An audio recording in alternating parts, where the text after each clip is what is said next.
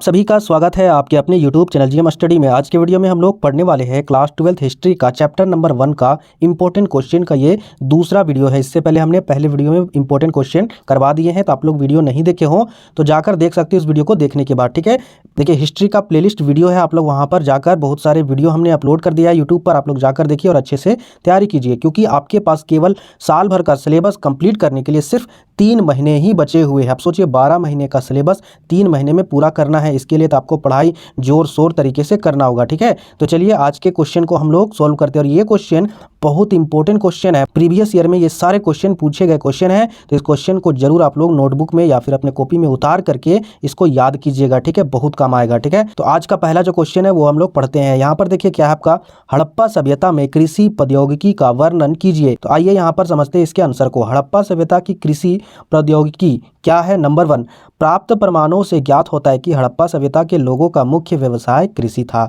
यानी वहाँ के जो भी प्रमाण मिले थे उससे क्या पता चला था कि वहाँ का जो खास तौर पर जो उनका व्यवसाय जो चलता था वो कृषि पर ही चलता था। यहाँ के कई स्थलों से अनाज के दाने प्राप्त हुए हैं, इनसे कृषि का संकेत मिलता है। दूसरे नंबर पर है, मुहरों पर वृषभ या बैल का अंकन मिलता है। यानी जो मुहर थे उस पर वहाँ पर चिन्ह था एक बैल का और वृषभ का। ठीक है, आगे यहाँ पर है, वृषभ की कई मृण मूर्तियां भी प्राप्त हुई है।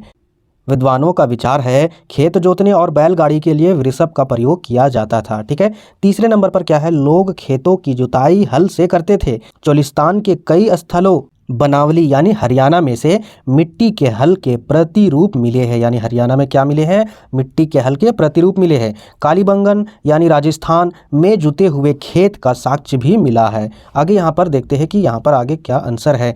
तो 4th नंबर जो टॉपिक है वहाँ पर देखिए, फसलों की कटाई के लिए लकड़ी के हत्थों में बिठाए गए पत्थर के फलक या धातु के औजारों का प्रयोग किया जाता था।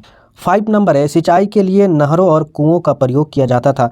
अफगानिस्तान के सोर्तुगाई में नहरों के अवशेष भी मिले हैं। तो उम्मीद करते हैं कि ये पहला वाला क्वेश्चन आप लोग समझ गए होंगे। ठीक है, अब आगे बढ़ते हैं दूसरा क्वेश्चन। वीडियो को पूरा देखिएगा, बता रहे हैं आपको फ़ायदा होगा। स्किप कर आप लोग चले जाते हो 2-3 मिनट में तो कोई फ़ायदा नहीं होगा। क्या लगता है आप लोग 1 से 2 महीने जो बचेंगे उस समय आप लोग मॉडल पेपर या फिर जो भी शॉर्ट क्वेश्चन आते हैं, VVI क्वेश्चन आते हैं, उससे आप लोग अच्छे से तैयारी कर पाओगे? नहीं होगा, क्योंकि इस बार साल भर का यानी 12 महीने का पूरा सिलेबस आने वाला एग्जाम में। ठीक है, और 2 तरीके का एग्जाम आने वाला, एक तो MCQ भी और उसी के बाद फिर आपका सब्जेक्टिव क्वेश्चन आने वाला है। तो सोचिए इतना टफ तरीके से आपका एग्जाम होगा, तो बताइए अभी से नहीं पढ़ोगे तो फिर कैसे एग्जाम लिख पाओगे? ठीक है, इसलिए वीडियो को पूरा देखिएगा, आपके लिए बहुत फायदा होगा। आगे यहाँ पर दूसरा क्वेश्चन क्या है देख लेते हैं। लगभग 100 से 150 शब्द में हड़प्पाई लोगों के निर्वाह के तरीके को वर्णन कीजिए। वो लोग कैसे अपना जीवन यापन करते थे उसके बारे में हमको लिखना है। तो यहाँ पर देखिए ये क्वेश्चन 5 मार्क्स में भी आ सकता है, एग्जाम में इंपॉर्टेंट है।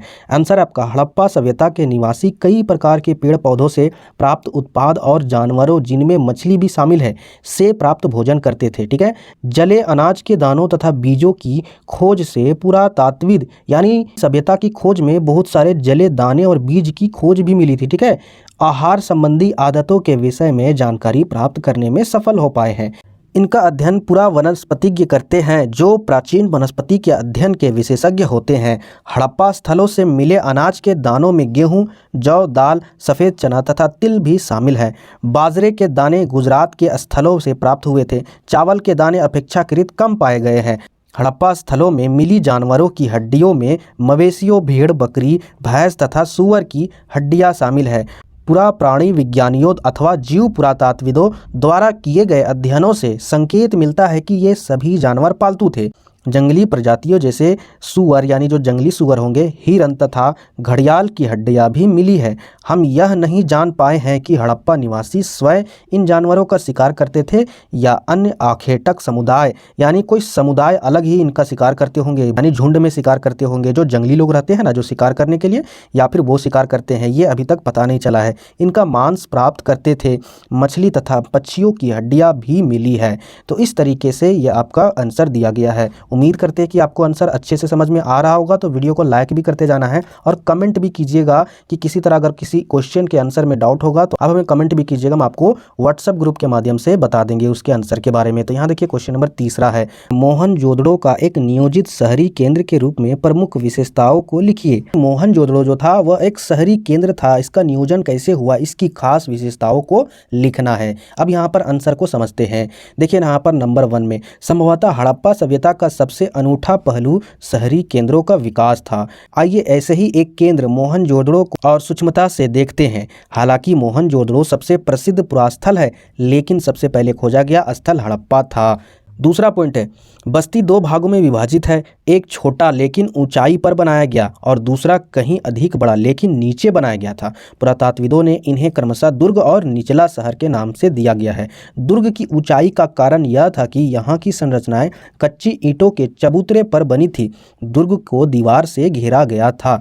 आगे हम लोग तीसरा पॉइंट को ध्यान से देखिए, निचला शहर भी दीवार से घिरा गया था। इसके अतिरिक्त कई भवनों को ऊंचे चबूतरों पर बनाया गया था जो नींव का कार्य करते थे। अनुमान लगाया गया है कि यदि एक श्रमिक प्रतिदिन 1 घनीय मीटर मिट्टी ढोता होगा तो मात्र आधारों को बनाने के लिए ही 40 लाख मतलब 40 लाख मजदूर लगते होंगे। सोच लीजिए, अर्थात बहुत बड़े पैमाने पर श्रम की आवश्यकता पड़ी होगी। तो आप लोग देख सकते हैं कि किस प्रकार मोहनजोदड़ो का शहरीकरण का नियोजित हुआ था। आगे यहाँ पर नेक्स्ट पॉइंट यहाँ पर देखिए, ये जो आपका 4th नंबर है, शहर का सारा भवन निर्माण कार्य चबूतरों पर एक निश्चित क्षेत्र तक सीमित था। इसलिए ऐसा प्रतीत होता है कि पहले बस्ती का नियोजन किया गया था और फिर उसके अनुसार कार्यान्वयन नियोजन के अन्य लक्षणों में ईंटें शामिल हैं, जो भले धूप में सूखकर अथवा भट्टी में पककर बनाई गई हो, एक निश्चित अनुपात की होती थी, जहां लंबाई और चौड़ाई और ऊंचाई की क्रमशः 4 गुनी और 2 गुनी होती थी।